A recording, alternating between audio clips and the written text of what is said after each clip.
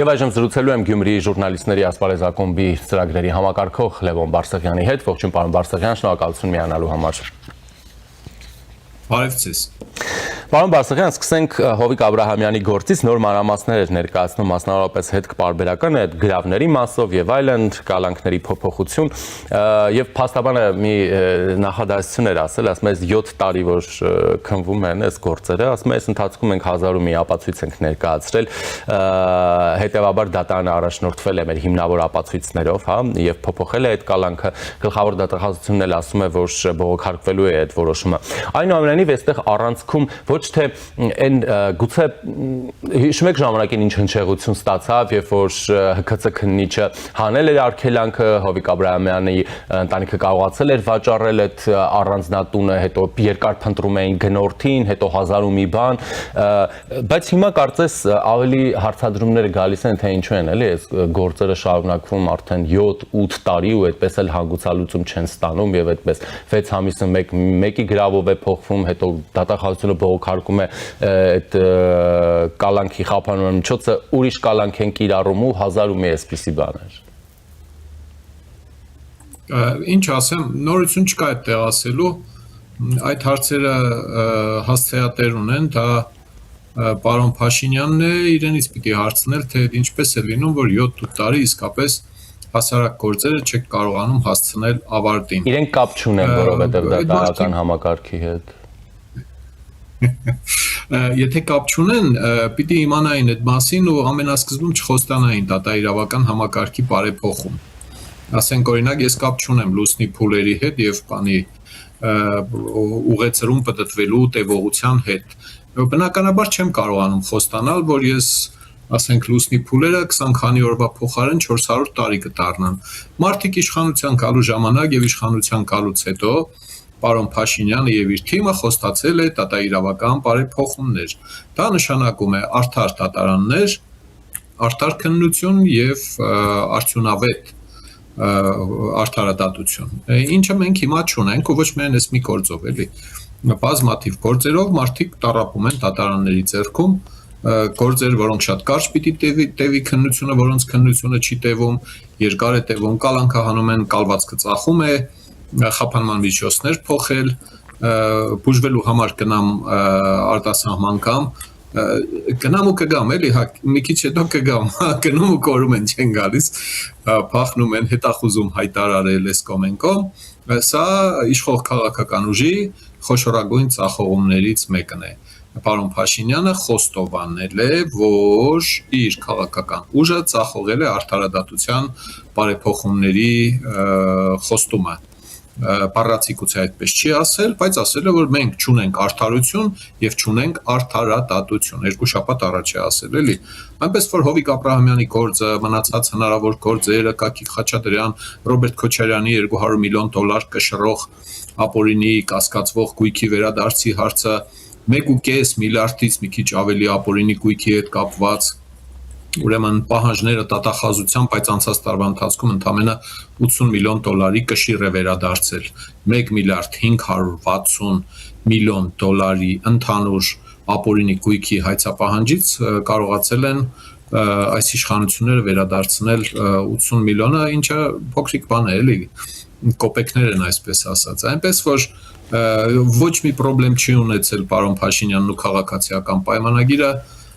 դատախազական համակարգը բարեփոխելու,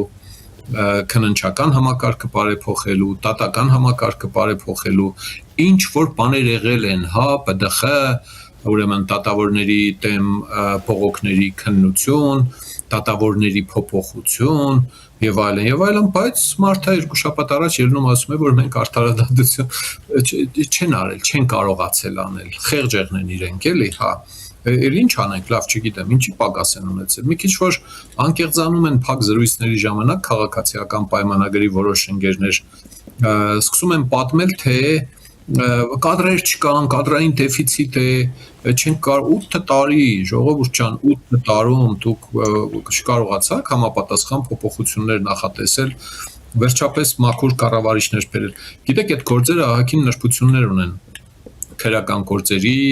արտադրություն, արտադրական process-ը, քննիչը մի քիչ անհավես եղավ կամ դիտմամբ չուզեց, մի ստորակետ էս կողմ դրեց, մի ստորակետ այն կողմ դրեց, չլեց, ուշացրեց, բան արեց, ահագին բան ժամկետներից թռնում է։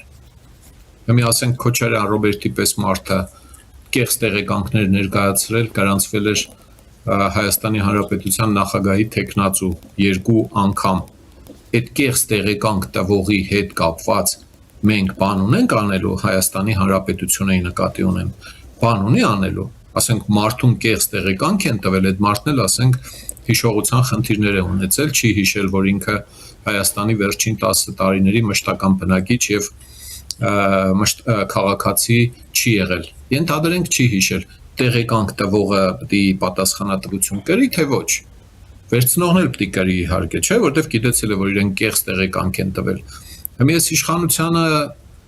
հարց ունեմ էլի 8 տարվա ընթացքում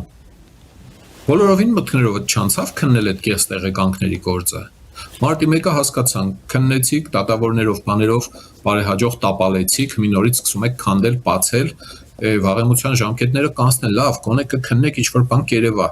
կեղծ տեղեկանք տալնել է անցել է 20 քանի տարի չէ էլի վաղեմության ժամկետի բանով պատասխանատվությունից կազատվի հավանաբար մեղավորը կամ մեղավորները բայց գոնե քննեիք էլի Ինչն է խանգարում ցես այդ կարգի բարդ բանը չեն ուզում չեն անում այս իշխանությունը չի ուզում այդ բաներն անել իրեն ամենայն հավանականությամբ շատ ձեռնտու է անընդհատ շահարկել նախկինները բոյերը թաղեմ Հայաստանը քանդեցիք թալանեցիք կերակ այդ սխեմայով վարկանիշ հավաքելա հասարակության մեջ ճիշտ ասած դա ինչ որ մի հիացմունքի արժանանում է մինչև հիմա ու դեռելի երկար ժամանակ կլինի որ շատերը կուզենան ազգային ժողովում քիթ մռուկ ջարդելու process-ներ տեսնել, դե մարդը բիոլոգիական օրգանիզմ է, էլի շատերին կկերծնեն, էլի դրանով թե այս սրիկաները կերան քանդեցին, թալանեց, գիտենք ընկեր։ Գիտենք։ Հայաստանում մարդ չկա, որ չիմանա ոնց են կերել այս երկիրը։ Հա, բա պատասխանատվության մասին դուք պետք է մտածեք, թե մենք պետք է պատասխանատվություն իրականացնենք։ Եթե ես ու դուք հարգելի ժիրայր գնանք իրար հետ փորձենք այս նշածը ստեպքերով պատասխանատվություն իրականացնել, Փաշինյանի ոստիկանները մեզ բռնելու են տանեն։ Պարզ է, մենք նման բան չենք անում ինքնատատաստանի հետ, մենք գործ չունենք, մենք մտածում ենք, որ երկիրն իշխանություն ունի, իշխանությունը պետք է անի։ Հիմա ես հասարակ պնդումներին քննադատությանը բան ունի ասելու իշխանությունը, չունի ասելու։ Չունի, քյասա չունի, ելնում ասում է բան է։ Հա ստացվեց դա իրավական բարեփոխումները մի խոսքով շատ տխուր վիճակ է եւ Հովիկ Աբրահամյանի դեպքը այստեղ ընդամենը փոքրիկ օրինակ է էլի այո մենք երևույթն ենք երևույթն ենք քննարկում ես կխնդրեմ որպեսզի մենք անդրադառնանք նաեւ քրեական վարույթին որը նախաձեռնել է հայ առաքելական եկեղեցու դեմ նշեցի ինչ գործով պայմանավորված ես ուզում եմ հիշեցնեմ նաեւ որ մայրաթորից արձագանքել էին դատանի որոշմանը եւ ասում էին որ Սարոյանին կարգալույց անելու հիմնավորումների մեջ, որ նա դիմել է դատարան, այսինքն ինչ-որ պետական մարմիններին տվել է իրավասություն, հնարավորություն միջամտելու եկեղեցու ներքին գործերին ու մի խոսքով նման բաներ, հա։ Հիմա այս հայտարարությունից հետո շատ այսպես հանրության շրջանում տարատեսակ թեմաներ են բացվել, թե օրինակ ինչպես է մայրաթոռը վերաբերվում երկրի պետական այն ինստիտուտներին, այս դեպքում իրավական, օրինակ կամ դատական, ինչ է նշանակում, որ նրանք իրավասություն չունեն միջամտելու մայրաթոռի ներքին գործերին, հա, այսինքն այստեղ տարատեսակ հարցեր են առաջանում, թե լավ, այդ դեպքում ենթադրենք եպիսկոպոս Սարոյանը չի, մեկ ուրիշ հոգևորական է, հա, այս մարդիկ իրենց իրավունքների վերականգնման համար ուր դիմեն, եթե անգամ մենք վստահ չենք մեր դատական համակարգի բարեփոխումների վրա, եւ այլ ինչ անեն մարդիկ Շատ կարևոր զրույց է եւ լավ է ուշ քան ավելի ուշ ինչպես ասում են, այս ամբողջը պիտի 20-30 տարի առաջ դեռ բացվեր, կոտրվեր այդ տոտեմականությունը, որ Հայաստանում կա Թումիասամի կազմակերպություն, կրոնական կազմակերպություն, որը ընդդատիա չէ, այսինքն մեր դատարանները իբր թե այդ կազմակերպության հետ կապված վեճերը իրավունք չունեն քննելու մի շարք հարգելի եւ չհարգված ընկերներ ինձ այս վերջի 2-3 շաբաթների ընթացքում ինչ եղել է այդ պատմությունը, հա, լուծարում, լուծարման բողոքարկում, հայցի ապահովման միջոց, հա։ Սրա հետ կապված ինձ անընդհատ փորձում են բացատրել, որ դե գիտեք, դա այնպիսի կառույց է, որտեղ կաթողիկոսի որոշումները քննարկման առարկա չեն։ Եթե խոսքը վերաբերվում է, ես հակաճառում եմ բնականաբար եւ հրապարակավ բազմիցս արտահայտվել եմ, հիմա օրինակ այդ հրապարակային արտահայտվելուս դեպքերից մեկն է։ Եթե ներքին վարքային էթիկական հարցեր են, արժեքային հարցեր են, այդ կրոնական կազմակերպության ներքին քննարկումներին, լուծումներին, որոնումներին վարքային, վարքականոնային խախտումներից բխած պատասխանատվության համակարգին Հայաստանի իշխանությունները չպիտի խառնվեն։ Խաչակնքել 3 մատով, թե 2 մատով։ Ոչ մի Հայաստանի ներկա նախկին ապագա իշխանություն իրավունք չունի մտնել այնտեղ, ասել, որ չէ, այսպես պիտի խաչակնքեք, կներեք, այս պրիմիտիվ օրինակի համար, հա, դա իրենց հավատքից բխած կոնկրետ բան է, ես իմ սկզբունք է, որոշ կրոնական կազմակերպություններում 2 մատով են խաչակնքում եւ այլն, էլի այդտեղ շատ չխորանա։ Բայց երբ խոսքը վերաբերվում է աշխատանքային օրենսդրությանը, գործատու աշխատող 1, երբ խոսքը վերաբերվում է կանոնադրական խախտումներին, այն կանոնադրության մասին է խոսքը, որը գրանցված է Հայաստանի Հանրապետության պետական ռեգիստրում։ Պայմանական ասեմ, էլի, հա, առնվազն 2 տարին 1 անգամ կազմակերպությունը պիտի ժողով գումարի, օրինակի համար։ Եթե չի գումարում, պետությունը պիտի ասի, ընկեր, այդ կազմակերպությունը լուծարել եք դուք, կամ կուսակցությունների մասին օրենքով։ Եթե չի մասնակցում կամ, չգիտեմ, 2 անգամ ասենք, թե չի մասնակցում ընտրություններին, այդ կուսակցությունը պիտի լուծարվի, ինչի, որտեղ կուսակցության առաքելությունը ընտրություններին մասնակցելն է։ Եվ այլն։ Հիմա եթե կանոնադրական պետության մոտ պետրեգիստրում գրանցված կանոնադրական կանոնների մեջը գրած է, էլի, հա, ժողովը, քանի հոգի, քվորումը ինչ է, էսը ինչ է, իրավաբանական հասցեն որն է, հազար ու մի բան կա, չէ, անվանումը որն է։ Եթե տեղ վեճեր կան դրա հետ կապված, ասենք հոգևորականների մի մասը կարող է ասել, թե այդ կանոնադրությամբ այս ինչ օրը պիտի ժողով եղներ, կամ այսքան ժամանակը մեկ ինչ որ ժողով պիտի լիներ։ Չեմ ուզում խորանալ, բայց տեսությունը հասկանալի եմ ուզում դարձնել շատերին։ Եվ դա խախտվել է։ Ախր հարգելի կազմակերպություն, դու ես դիմել պետությանը, ասել ես մեզ գրանցիր որպես օրինականորեն գործող իրավաբանական անձ, որը կոչվում է ՀԱՍԵ կրոնական կազմակերպություն։ Այդ է։ Երկար ժամանակ Հայաստանում այդ կրոնական կազմակերպության մասին խոսելիս չի օգտագործվել կրոնական կազմակերպություն բառակապակցությունը։ Հանրային գիտակցության մեջ հնից եկել այդպես մնացել է, որ դա մի ինչ որ առանձնահատուկ տիպի մարմին է, սուրբ է, առաքելական է, 1700 քանի տարեկան է, կաթողիկոսն է 130 քանի երրորդ եւ այլն։ Ես հետեւողականորեն պնդել եմ ու պնդում եմ, որ բոլոր այդ տեսակ հարցերը քննարկելիս պիտի նշվի, շեշտվի, որ սա կրոնական կազմակերպություն է։ Ճիշտ է, մեծ է, հին է, ազդեցիկ է, բայց այնուամենայնիվ իրավակազմակերպչական տեսակը այդ միավորման կրոնական կազմակերպություն է, այնպես ինչպես կան մի շարք ուրիշները։ Այս իմաստով, ուրեմն, ամփոփելով այս մասը, հա, էթիկական վեճերի մեջ պետությունը չպետք է խառնվի։ Եթե իհարկե էթիկական վեճերի լուծումները մարդու հիմնարար իրավունքների խախտում չեն նախատեսում։ Էլի պայմանական բան եմ ասում, էլի, հա, ասենք էթիկական վեճ լինի, ինչ որ մեկի ձեռը որոշեն կտրել, ասենք, կամ գլխատել, հա, պարզ է պետությունը տեղի գործ ունենա, որտեղ քրեական հանցագործություն է տեղի ունենում։ Կներեք, այս ընդհանուր շատ հերվից գալու համար, հա։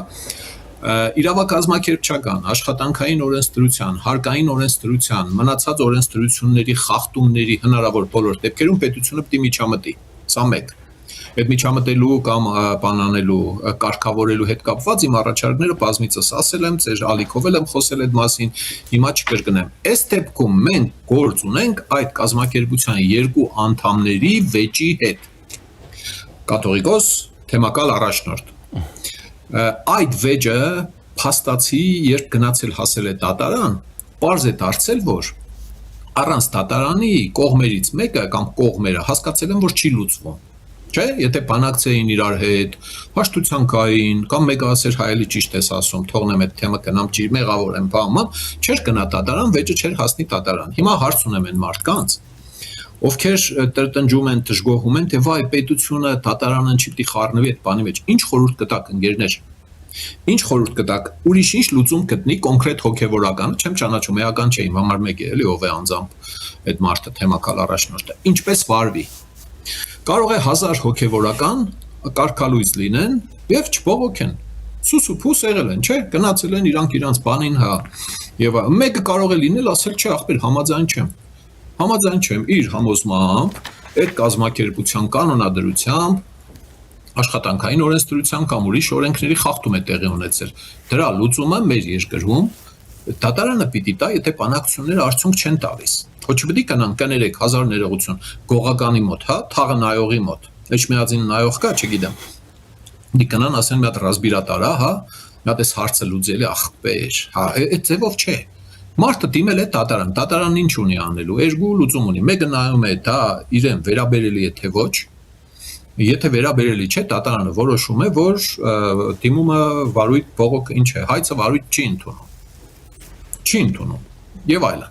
Այս դեպքում դատարանը վարույթ է ընդունել եւ ասել է մինչեւ վերջնական վճիռը, որտեղ պիտի տան կառնեն հարցաքննություններ պիտի լինեն, կողմերը պիտի արտահայտվեն, վիճաբանությունների փուլ պիտի լինի, վերջում կորոշի։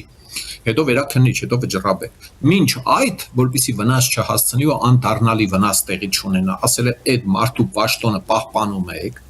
այդ մարդը շարունակում է զբաղեցնել թեմակալ առաջնորդի գործը, պաշտոնը, մինչև վերջնական որոշումը կլինի։ Հիմա այդ իրավական դաշտում այդ process-ը կոչվում է հայցի ապահովման միջոց։ Մեկը խփում է մյուսի շուշեն ջարդում է,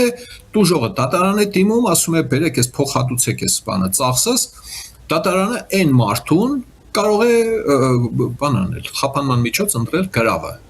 Այդ ապագին գցելու ծախսից մի բան էլ ավել եւ այդ մարդուն ասել գնա ազատես, գնա տուն, գրավն են վերցրել։ Եթե փախար, չվերադարձար, չեկար դատարան, կորար, անհետացար, այդ քո գրավով էս մարդու, չգիտեմ, հա, ապագին հայցի ապահովման միջոցի փիլիսոփայությունը դա է։